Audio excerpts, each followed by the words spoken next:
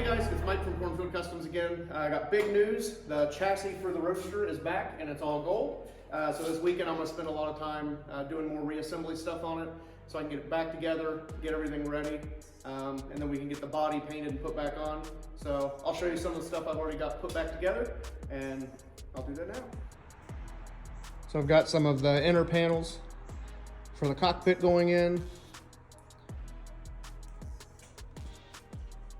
and the lower support for like the fuse box and wiring tray. Firewall started to go back in. Got the dead perch all cleaned up, polished, and bolted in. So hopefully this weekend I'll make a pretty big dent in getting everything reassembled. I do have to paint the side rails red. I'll try to post a picture of the rendering of the car at the end of the video. But the frame rail side needs to be painted to match the body color. So I won't put anything back together that's in the way of painting that rail.